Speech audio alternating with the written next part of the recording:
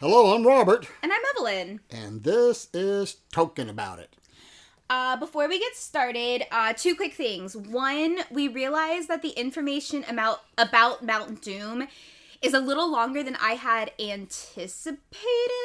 So we're going to do that as like a bonus episode that we're going to release at the same time as this episode.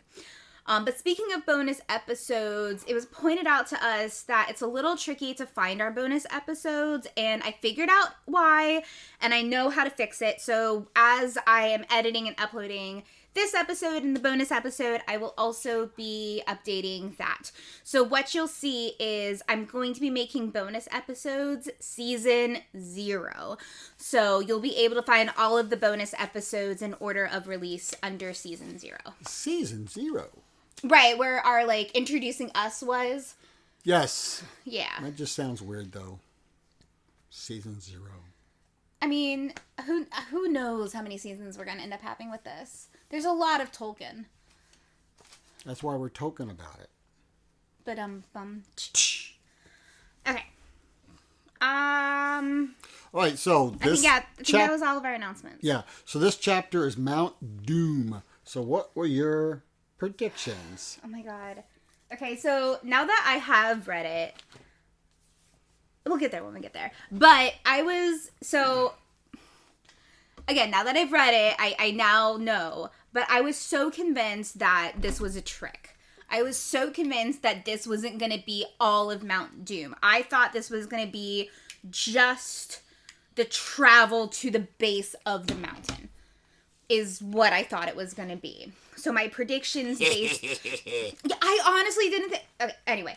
When we get to what happens, we'll get there. But, so my whole predictions were, because I thought, like, it was a misdirect, even though Tolkien doesn't do it, he's pretty literal, was that they were just going to travel to the base of Mount Doom. And then I also said there would be subtle Gollum references, but they would not interact with him. Also wrong. And then maybe I can get a half a point for this one, because the third prediction was they will sense Sauron is starting to notice them. Which in a way is true. Yeah, but yeah. Maybe I can get half a point when we get there. Yeah. But you were going to take the lead for this one. Right.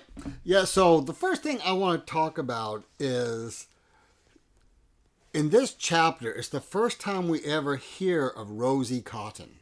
Yeah, I noticed the name a lot, and I only know it from, like, memes that, like, that's the person Sam ends up marrying, right? Right. Yeah, I mean, I guess that's a spoiler, but I've seen all the memes about her, so I honestly couldn't remember if we had heard it previously. So right. So this is the first time we've really heard about her. We've heard about it in the book. Mm-hmm. So, and it was really sweet. Matter of fact, she's not even mentioned in any of the drafts. Oh, okay. Also, before you get to what you were going to say, it's interesting because Tolkien calls her Cotton not because of the plant, but it's a squeezing together of a cottage town. It's a place, not a textile. Okay. And also, Tolkien likes flower names for female hobbits. Yeah. Because her sister's name is Marigold. Which makes sense. Yeah. Because I was just going to mention that, like, again, we're definitely jumping ahead, but when he starts to think about her, she's the only one he really mentions by name. He'll say, like, the brothers and Rosie. So I thought that was just kind of cute. Names the Does he? Yeah, but he uses their nicknames. Yes, yeah, he uses their nicknames. She's the only one that gets, like, a full name. Yeah, right. And so when we get back to Sam after this, they're too tired to be afraid. Yes, I wrote that down too. And then what's really interesting is, so there's two types of smoke coming out of Mount Doom. One is going into the air and heading east, which for some reason, that struck me new this time. Because for some reason, I thought in my head it went west to help cover up. Yeah, that would make sense. I did notice it going east, but... I mean, I even had to pull out the map to make sure. Yeah, it would make more sense for it to go west. Right. So, I don't... unless it's kind of like a foreshadowing of the west has come east to his doorstep. Maybe... So, Token never foresees things happening. And uses symbolism. No. No, I never see him do that. And then the other one is one that goes to ground level and just covers the ground. Yes. Yeah. Yeah, but what is interesting though is eastward is the land of Can, which is allied with Mordor. So maybe for some reason it's supposed to cover their advancement, but you think that they would be finished advancing by this point. Especially later, again, we're just skipping ahead at this point. Later in the chapter, it does kind of mention that, I won't go into detail until we get there, but it mentions that, like, people are where they're supposed to be already. Right. And what's interesting, the way Tolkien describes the land, it's exactly how he would describe the battlefields in World War One. Yeah. You know, a land of holes looking like it was smitten by boats and rocks. So that's, I found that interesting to look up. Yeah, and several times it's mentioned that they came across no living thing, which to me implied like plants as well. So, and then also at this point, Sam's mind goes back to Gandalf. Yes. And in his mind, he even wishes that Gandalf had survived Moria because they don't know. Right, they still don't know. Because yeah, he's starting to fear that it's going to take like a week to get there in Frodo's condition. And then he starts to really lose hope. But he kind of mentions, I didn't write this down, but it really struck me. I probably should have, because I don't have the exact quote. But he mentions that Gandalf would not have sent Frodo on this mission if there was not hope of return. Right. And that kind of helps him a little bit, because as he starts to lose hope, this quote I did write down because, like, I really liked it. But even as hope died in Sam, or seemed to die, it was turned into a new strength. I had that. You had it written down too. Yeah. What was that laugh? Jeez. I apologize. Starting to sound like your Uncle Jeff. I did. So even in this fastness of his own realm, the Dark Lord, I love how they call him the Dark Lord now. Yeah. Sought the secrecy of night. The land itself becomes evil. Yes. Yeah.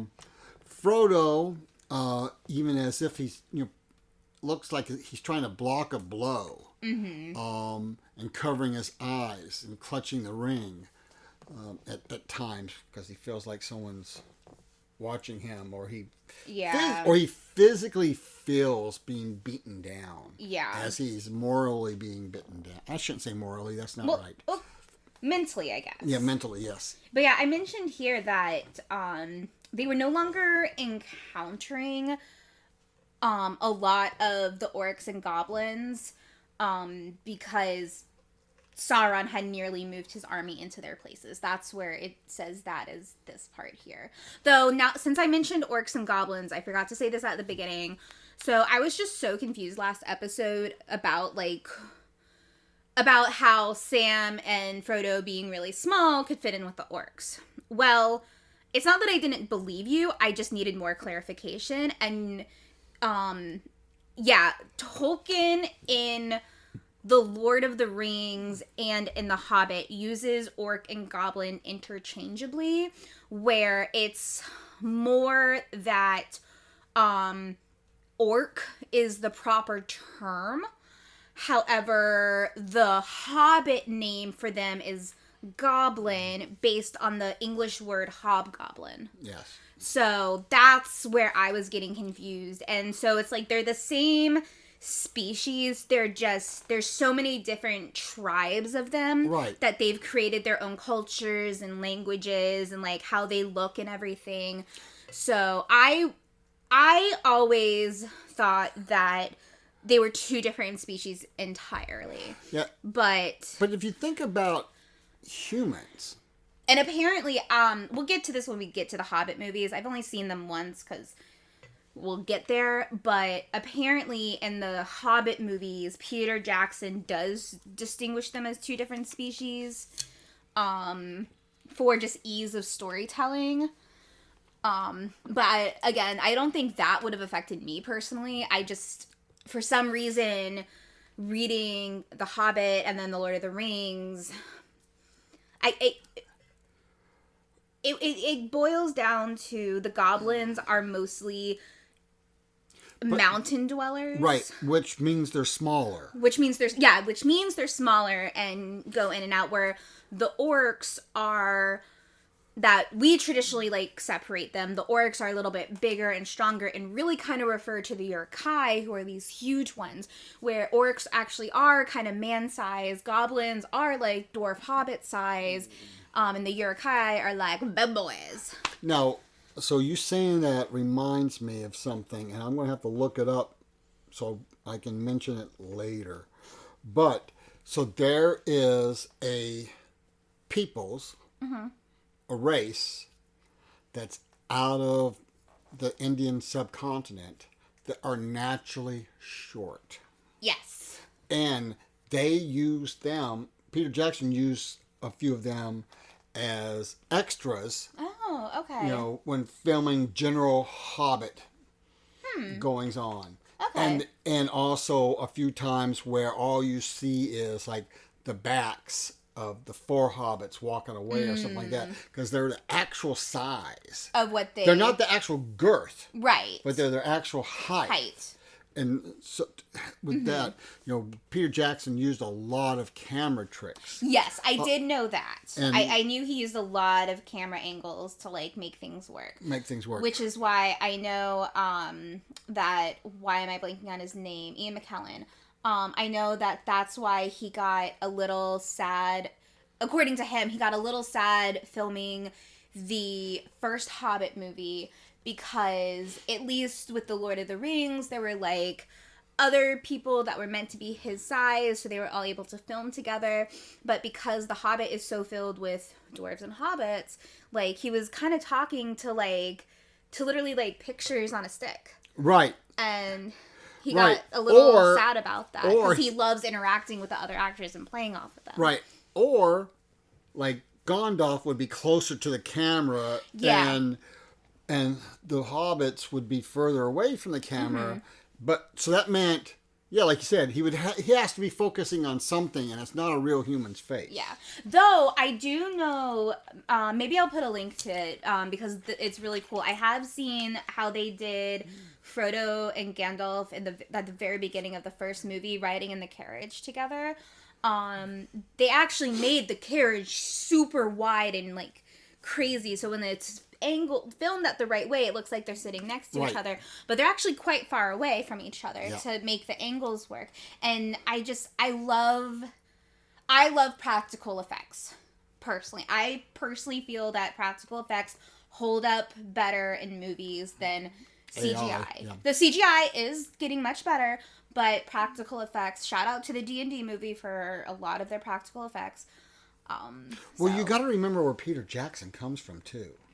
Peter Jackson comes from the horror genre. Oh, yeah, where there's a lot of practical effects. There's a lot of practical effects. I did not know he came from the horror genre. Yeah. Okay. So out of that rabbit hole. Yep. Yeah, so as I said, you know, Frodo is like as if he's blocking a blow and covering his eyes and clutching his ring. Yeah. But I love this because it's so Sam. His memories are full of food. Yeah. But simple food.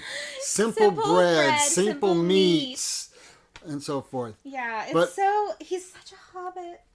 But we're also, in the best way. That's right. But also they start to mention, the need for water. Yes. Which just reminds me of the rule of threes.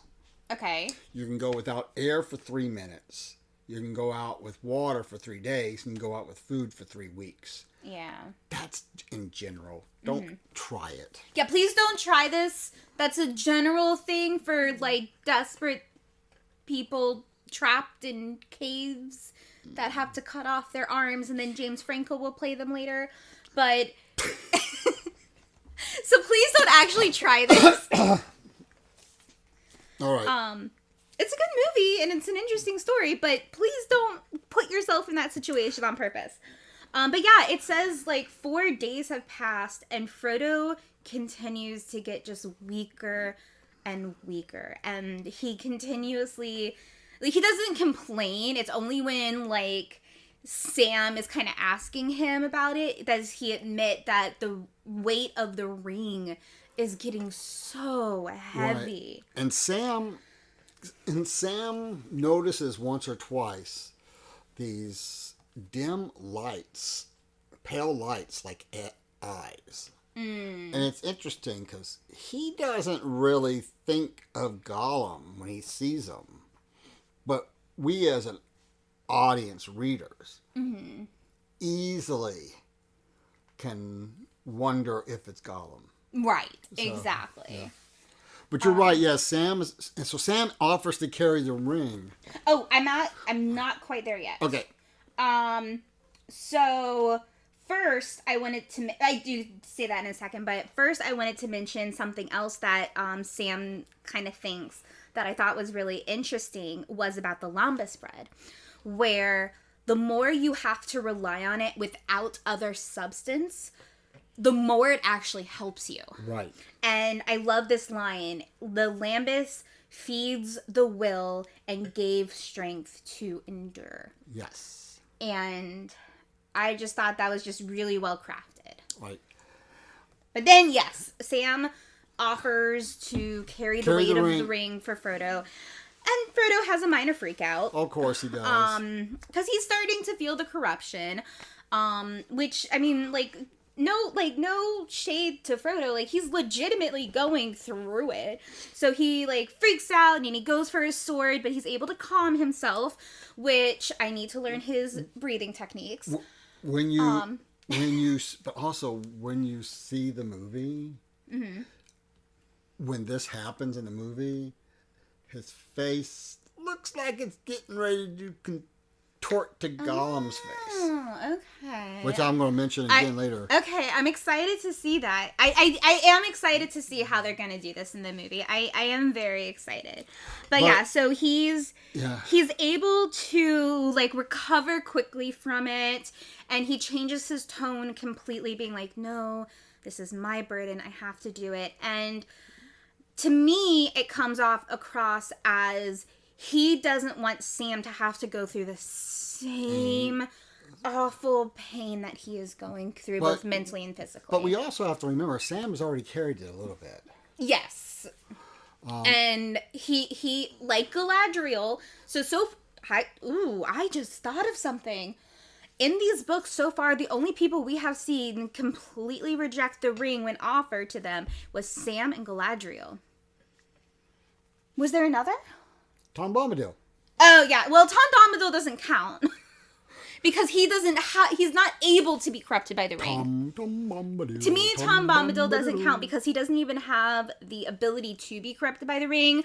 Galadriel's like, I'll be queen of everything, and gets really freaky in the movie, which personally I loved. I know, I love it. And then Sam's like, I could rule all the gardens. And then he's like, no, I'm just with my garden. Which the fact that was his major dream was to just command armies to garden. Precious boy who must be protected at all costs. Yes. So that's mom. That's 100% mom. Yeah.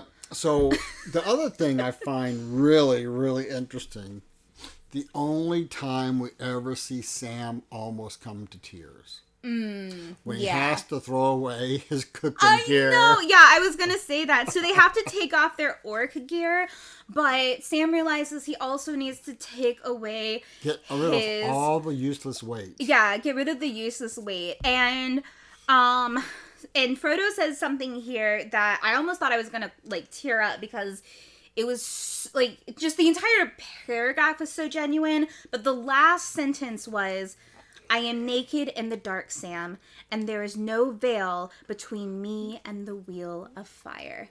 And he basically talks about how, even without putting the ring on, he and Sauron are just having a stare-off at this point. Right, and he also has a major case of the blahs. Oh, yeah, the ring's corrupting. Yeah, but it's not just...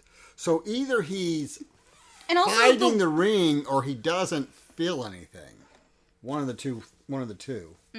So. I interpreted it as he is fighting the ring, again, physically and mentally. Yeah.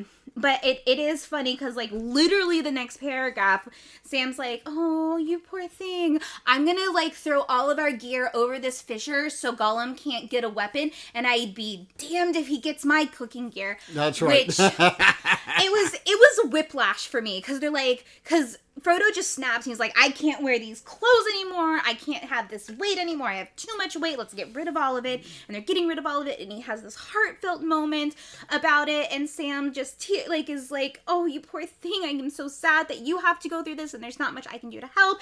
And then he's like, Gollum is not getting my cookware. Which I'm like, he doesn't cook anyway. But... Yeah, but he can use it as a weapon. Yeah, that's true. Or could you imagine? He can use it just to be spiteful. Yeah, just to be spiteful. But I do imagine Gollum going full Rapunzel and smacking him with a cast iron pan. Yeah. And also here we get told by Tolkien that at this point the Nazguls would have been the only ones that can look into Mordor and see the possible peril. Yeah, but they're so focused on the army. Well, yeah, Sauron's which means they're doing their job. Sauron's got them off to the west. Yeah, which means they're doing their job. Right. And then I was just going to say, by day, Frodo seems to be a little better, but night is truly traumatizing for him, and it takes him longer and longer to rouse in the morning. And that's when this happened. The whole Sam... conversation. Did you have something before that? Oh, no. That's what I was going to...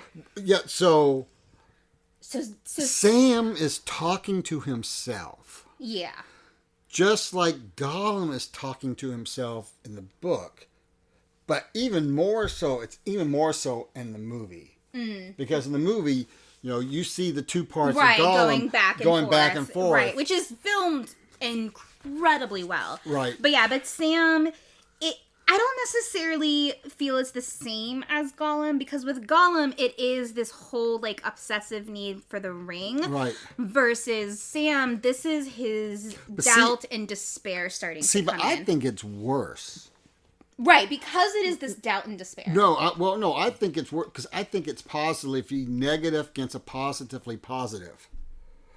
Whereas... What? I know. What? So one side of Sam is very negative, and one side of Sam is very positive. Right. That's not what Gollum goes through. Yeah. Gollum is going through, he's a good master. I shouldn't hurt him. But yet the master has the ring. Yeah. So, it's not going from evil to bad. It's how to go about reaching his goals and desires. Mm-hmm. Right. Where Sam is really struggling with the doubt and the negativity, which me and a lot of other millennials can definitely feel, where it's like we get that negative talk all the time. And what I really appreciated was that Sam does not back down. He talks back to his negative thoughts, which I know I need to do more, but don't let your negative thoughts live rent-free in your brain. If I charge them, I could be out of debt. But yeah, he doesn't back down. And like I said, this is honestly like a lesson that I would need. And he has this great quote, which is, he knew all the arguments of despair, but would not listen to them. Right. I need that tattooed on the inside of my eyelids so I can remember that. But, he's like, I can still go on a good way, but where to? Exactly. The mountain, of course, you're going to die just the same. It doesn't matter. You might die now or die there. Mm-hmm. And then we get another symbolic changing of the wind. Yes. I mean, because the whole idea, the wind changes, the wind blows a different direction, meaning, different outcomes are on your way. Yeah. And he expects a great weight due to the ring. Mm-hmm. When Frodo picks him up, when he picks up Frodo. Yeah, he finally decides to pick up Frodo, and Frodo lets him because he's just not able to go on very well. And yeah, he states that it was no more weight than carrying a hobbit child. And to me, I know that also means it's like, oh, the weight doesn't affect Sam. But to me, it also meant that Frodo's always been kind of on the skinnier side for hobbits because he's rather active, but this means he is completely malnourished. Right. He has lost so much weight in this, and Sam probably has too, but it's like that just shows like just how much they've been through that he has lost that much weight.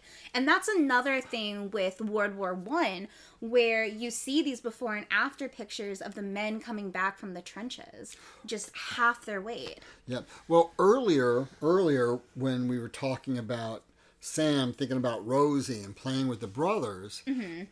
in that playing with the younger brothers, it's described him having the kids riding around on his back. Yeah, that's true. So we get this forethought. Yeah, we do.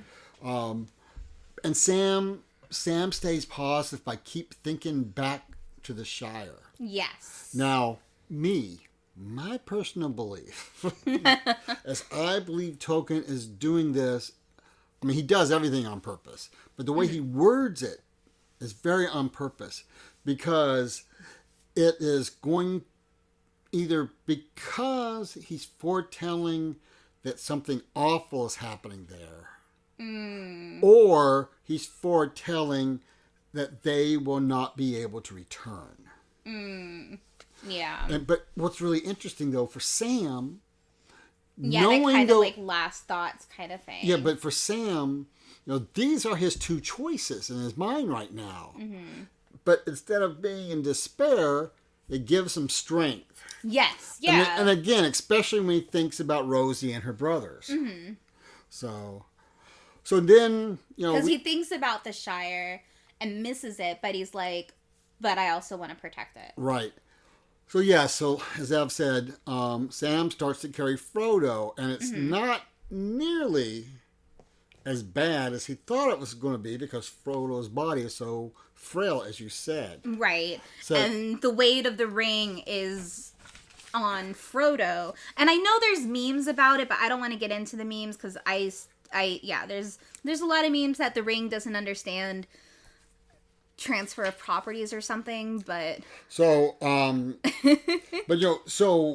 instead of Frodo just being wasted away, Sam gains strength by thinking about the Shire. Yeah.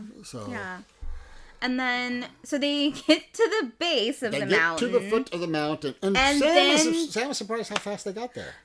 Not only that, but they start climbing, and he's just climbing up much easier than, like, it's still difficult, but it's much easier than he thought it was going to be. And so that blows my first thing out of the water. Right. And it's interesting, too, because, Tolkien briefly mentions that they have climbed a mountain like this before. Okay. So... that little thought is just put in our minds that, so Sam doesn't see this as an impossible task. We've done something like this before. Right. It's a volcano versus a mountain, but two very high altitude places. And he continues to have unwavering loyalty. Oh, yeah. To Frodo. And then a little bit of hope shows up. A worn path or a road. Mm-hmm. So like I said, Sam now has a little bit more hope. And what's really interesting is Tolkien tells us this is Sauron's road to the Chambers of Fire. Yeah, which obviously Sam and Frodo don't know, but Tolkien's letting the readers know. So we're like, so they're on the right path, quite literally. Right, but also, but speaking of literally, at this point they start to crawl. Well, yeah, because it's hot. It's hot, they're exhausted. And it's at a slant. I can't imagine the humidity. Like, being in a volcano. There's not going to be any humidity. Oh, yeah, true. It's going to be a dry heat. It's going to be a dry heat. Which is better according to people who live in Phoenix. Yeah, but it's still... Sorry, Phoenix. But it's still very, very hot. Right. Which... I mean, it's like a blast furnace. I mean, it's almost like a blast furnace. Yeah. Yeah, it is. It's interesting because this is Sauron's road to the Chamber of Fire. Yeah. And it has been kept clear. Mm-hmm. We get an idea that he keeps it clear because he may still have plans for it. Right. But, but Sauron's his own thinking more of himself than he is, basically, has given his enemy a resource to feel better about themselves, a resource to get them to where they need to go faster. Yeah. He is so wound up in his I'm right and nothing's going to get in my way. Nobody's going to do anything. And he doesn't even think that anybody could have possibly gotten this far into Mordor. Right. And so... And with this hope and stuff that they're feeling... with seeing all of this open now, they have this sudden sense of urgency. Like, they gotta get it done now. Yeah, they have a great sense of urgency. Because they see that the eye has not looked at them yet. The eye is still watching the other direction. Right, and so, they know that there's a fight, and that one of the lords of the West was fatally wounded, which I'm going to turn into one of my predictions at the end. Okay, so the clouds, for a moment, the clouds clear up, and Sam sees the Iron Tower, and they see the eye looking toward the west, which gives them a little bit more, gives Sam a little bit more hope that we haven't been discovered yet. Exactly, yeah. But even Frodo seeing the eye and not staring his way, he grabs the ring. And he says, "Help me, Sam. Help me hold my hand. I can't stop it." He wants to put the ring on. Right. Yeah. And that's when it happens. That's when Sauron finally sees them. And I wrote in my notes, Evelyn is now having a hard time pausing to take notes because she just wants to keep reading. Right. But it's also... going back to the road, it's providence. It's something that Tolkien would have thought about, just on his own, not even trying to come up with it, but this providence, this God has given them the path that they need to get where they need to be. Right. And that, again, that just goes back to the arrogance of Sauron, where he's like, I would know if anyone had gotten this far into Mordor and was trying to do something. And then a stone is thrown. Yeah. And they see Gollum. Which they interact, so now my prediction number 2 is wrong. Yeah, they see Gollum, and Gollum's like, wicked master, cheating master. Yeah. But he's still calling him master, which I find that interesting. I guess because he's the master of the ring? Well, maybe. Yeah, that's kind of the vibe I got. But then Gollum and Frodo... But also being like, you treated me poorly, dude. Yeah. But Gollum and Frodo are fighting over the ring. Yeah. And, Frodo fought back in a fury. And Gollum is trying to get the ring. Yeah. And I would like to say at this point while reading, my anxiety level was so high that my dog alerted on my anxiety. My dog came over and put his head on my knee because I'm like, I'm like, what? Right. But Gollum is looking really frail here. He's looking lean. He looks like he's been starving. Yeah. His he skin can't find around any food his either. face is hollow. But I love this line. Frodo says, "Begone and trouble me no more. If you touch me again, you shall be cast yourself into the fires of doom." Mm-hmm. So, is Frodo speaking? So here's the big thing. Is it a self-fulfilled prophecy? Well, but also at this point, there is still a debate on whether or not this is the ring speaking. Because it's a commanding voice. Oh, right? I didn't catch. Or interesting. Or him giving into the ring. Yeah, or is it Frodo beginning to claim the ring for himself? Either way, it can't be good. No, both options are horrible, but very, very interesting. I dig both options, honestly. Yeah. But Sam is like, now at last I can take care of you. Right. So Sam does jump in front, or in between them, I guess, and he tells Frodo, go, I'm gonna hold him off. And Sam does hold him back a little bit, but Sam has a fleeting sense of understanding for Gollum. Right. Where he's like, I had a brief moment with the ring, and that was horrible. Gollum had literal centuries with this ring. Right. It could have easily been him if he was in the same situation. So instead of killing him like he's been threatening to all this time, he decides that he tells him, it's like, I will only hurt you if you continue. Like, if you turn around and leave now, I will spare you. Right. And again, this is so Sam. He has empathy. Yeah. But as that's happening, the gaping mouth of the crack is calling for Frodo. Yeah. And Sam, because he can't see in this cave, draws out that light from Gadriel, but no light comes from it. Yeah. I mean, the evil here is so bad. Even this light won't shine. And he's just really freaking out in the dark at this point. And he finally, Gollum, of course, sneaks behind him, but he gets to Frodo, and at this point... Right, well, Oh, you go, yeah. Okay, so this is now the heart of Sauron's realm. The very crack of doom at this very magnificent place as far as Sauron is concerned.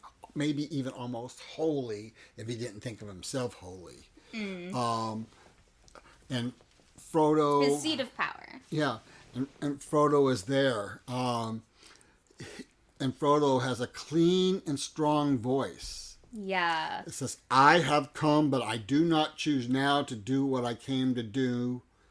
The ring is mine. And he places it on his finger. Yup. And now the Dark Lord is officially aware of the situation. Right. And sends all of his ring race and Nazgul to immediately get there. Right. But, the Dark Lord realizes his own folly. And, of course, fear rises up at him. So he's, like Evelyn said, he sends his Nazgul back to Mount Doom.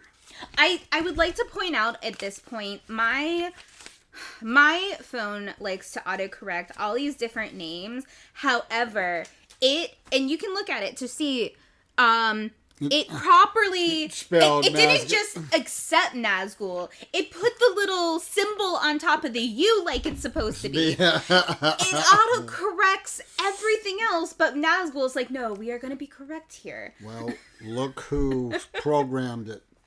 All those nerds, which we are happily part of.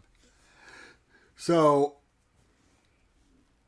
Yeah, so Sam is knocked unconscious at this point. Yeah, and Gollum jumps onto Frodo, even though Frodo is invisible. Right. My question to that, because Sam comes to see, Gollum knocks out Sam, but Sam comes to pretty quickly to see Gollum wrestling with an invisible figure. And my question is Gollum so in tuned to the ring? And that's a good question, too. Is he so in tune to the ring that he knows where it's at, even if it's invisible? Right. Or was he just blindly going cuckoo bananas, trying to grab onto anything? But also remember, Frodo is in the middle of a... power trip. Well, no, not a power trip. He's in the middle of a big bad boss monologue. Yeah, true. Yeah. And it's like, I was the big baddie all along. Yeah. But Gollum bites Frodo's finger off with the ring on it. Yes. And Frodo comes to... Right. And the two of them... cue the song. Yeah. And then into the Fire of Doom, ring and Gollum goes. Well, he starts dancing. He starts dancing in celebration. He is so elated in... this moment to be reunited with his precious that he, like Icarus, he gets too close to the sun, or in this case too close to the chasm, and he falls in with the ring. Right. And what's interesting also is, so here Sam gets up and runs to Frodo. Mm-hmm. And Tolkien tells us that towers are falling and mountains are sliding into rubble. The Nazgul who are here. The Nazgul who are originally on their way, turn into fire and they die. Yeah. And so here's the conversation is like, well, this is it. And then and then Frodo recalls to make sure we recall. Yeah. that yeah. That when Gandalf said, even Gollum may have something yet to do. Mm-hmm. And in his heart, he actually forgives Gollum. He forgives... because Gollum does what he needs to do. Yeah, because, Gollum in his euphoria... Because I wouldn't say pride. It's not his pride. I mean, I guess he's a little prideful that he finally got his precious back, but it's more pure. It's his drug.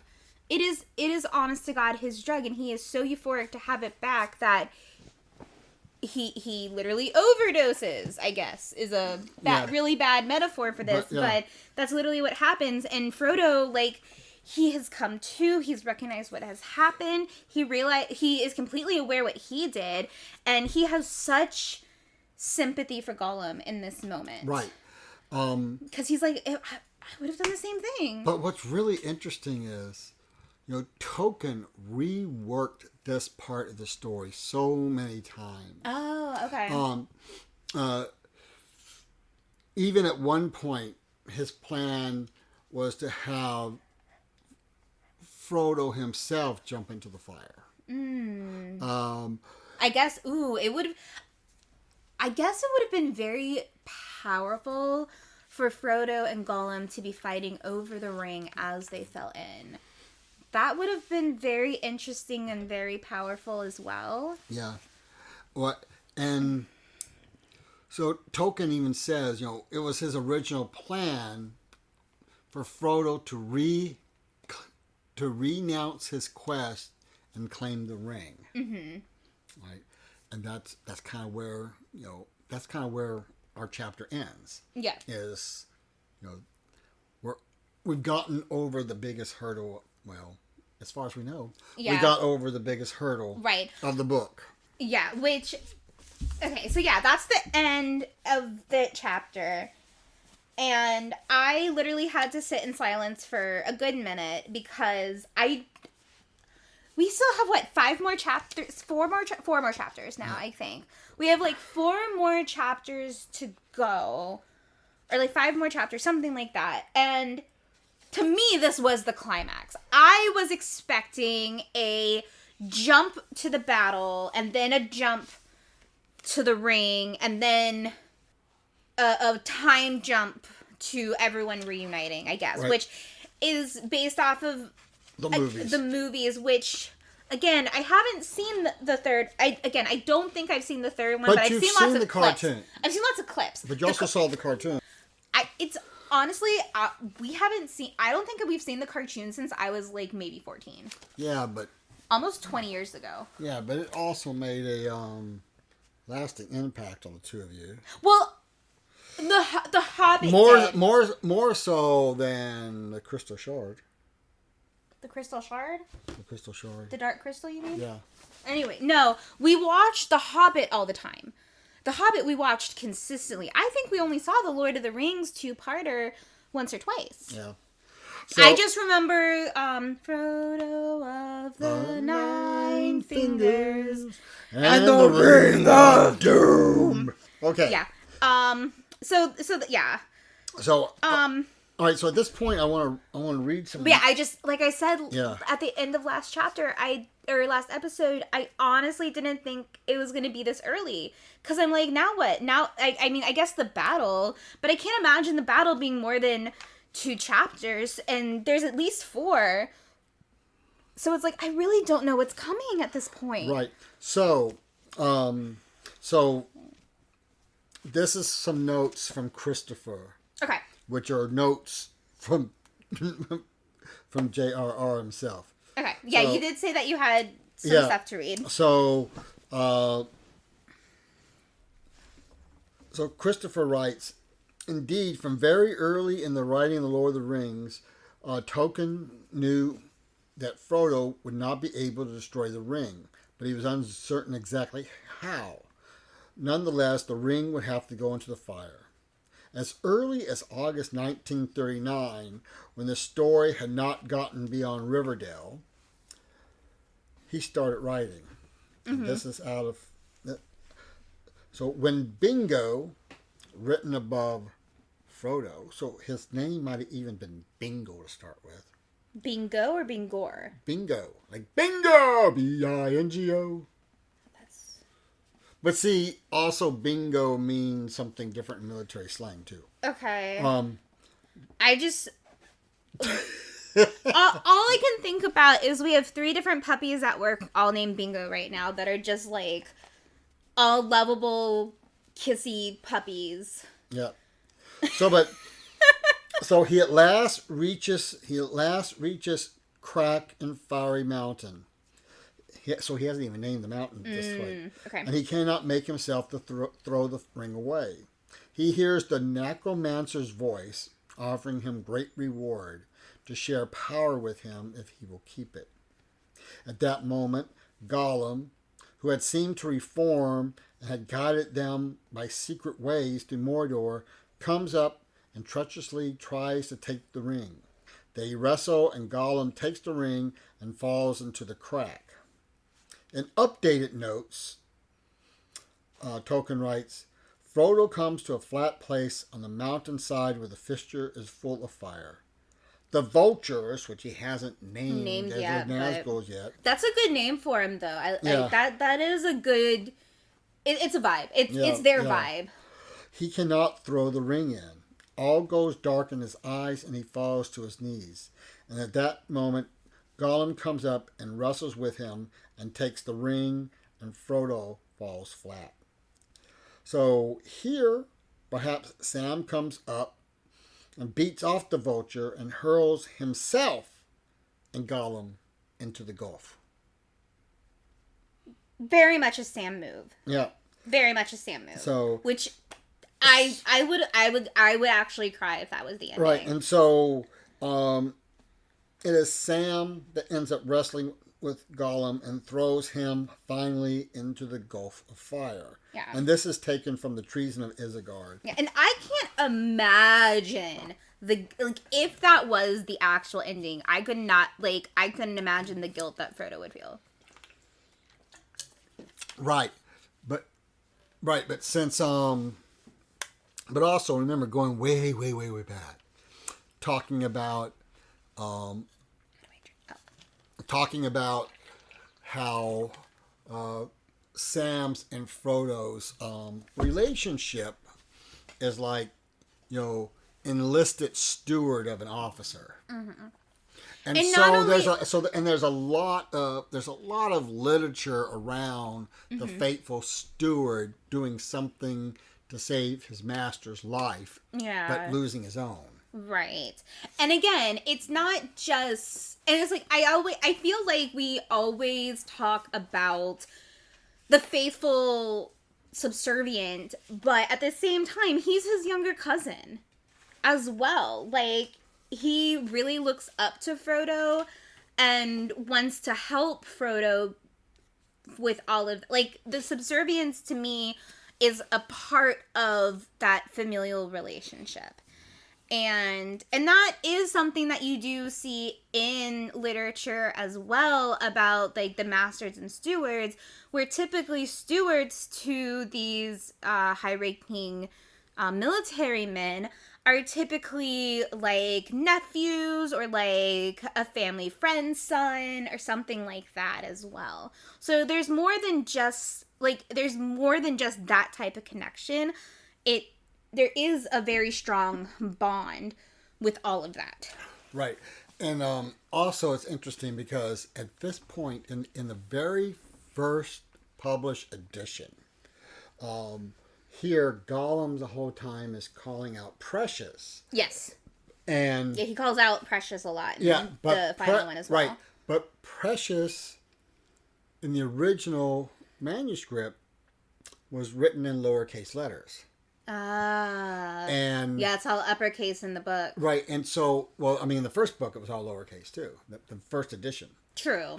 But one of the things that the editors decided was, they talked to Tolkien and asked him, it's like, so when Frodo was talking about the Precious, with it being small letters, there can be a confusion. Is he calling himself Precious, or is the ring Precious? Yeah.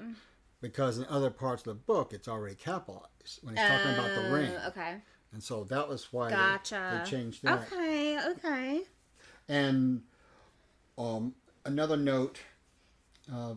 So in Tolkien's scheme, where he wrote out his plans day by day in the book. Yeah, I know.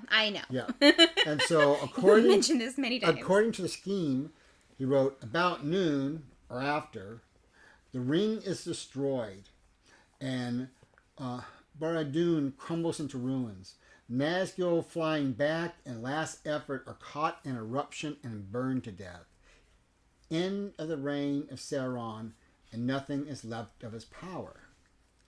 And Tolkien also wrote in a letter in September 1963 that Frodo appears at first to have no sense of guilt. He was restored to sanity and peace.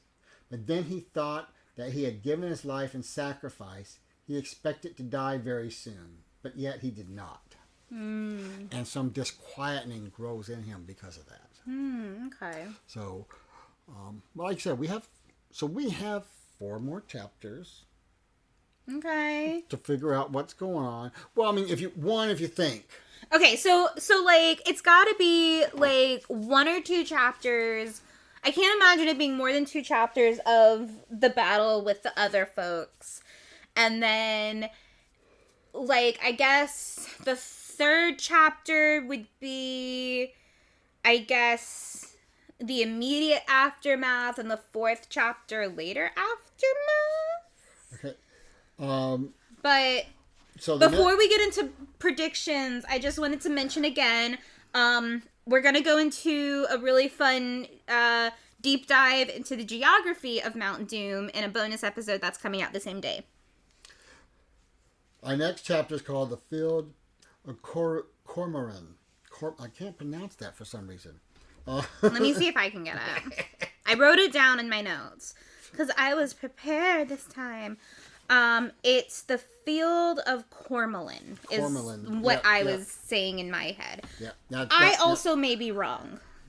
So, well, yeah. So we'll have to see. So predictions. Okay, so predictions. So I already was kind of thinking about predictions for this one, and I kind of have two already. The first one is, are you going to let me get away with this being the big battle of the Western Lords?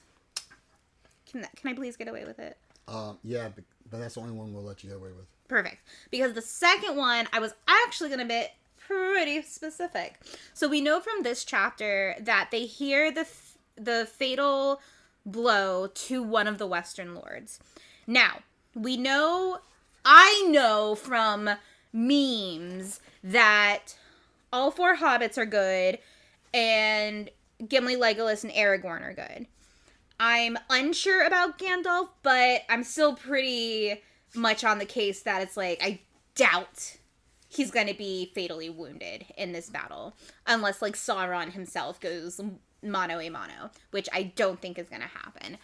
So, my first thought was that it may be the Swan Prince. But then I thought a fatal blow would be more meaningful if it was one of the Elven princes, one of Elrond's sons. Can I say that the person who is going to be fatally wounded is one of Elrond's sons? Sure. And I think I got pretty specific and really thought that one through. That's like I think that's like the most thought through prediction I've ever done on this podcast. I think we'll say ever done the last couple of years of yourself. Thanks. But anyway, so then I also do need a third prediction, and I really was struggling previously to come up with one. So I was gonna ask, because I have not asked this before. I truly have no freaking clue what's gonna happen. Mm-hmm. I have a possible prediction, but if you say it doesn't count, I would like to either get a steer in the right direction towards predictions or just stick with two. What is your other prediction? So my other prediction, I feel like it's a gimme, and I feel like if I didn't have any, like, the only reason I'm saying is because I don't have anything else, that but the thing is, I don't think it's this chapter, though. I think it's next chapter. So maybe I'll wait till next chapter. I don't know. So I'll just use it now, because I really don't know what's going to happen. So my prediction was going to be that the war, the battle was going to be hopeless and dark, and people had hope leaving them and they were losing. But then all of a sudden, the Nazgûl leave for some reason, and the tide of battle turns. Is that too much of a gimme? Or can I get away with it? I'll let you get away with it. Yes. Okay. Because it's probably the only one you get right from here on out.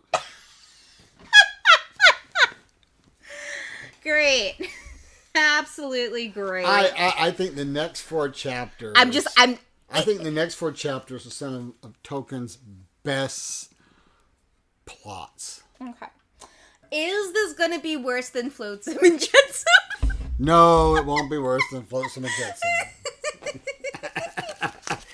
Oh, I'm not even going to I'm not even letting myself live it down at this point. It's that Speaking of, Little Mermaid is out, but I don't have time to see it in theater, so once it's streaming, we'll watch it.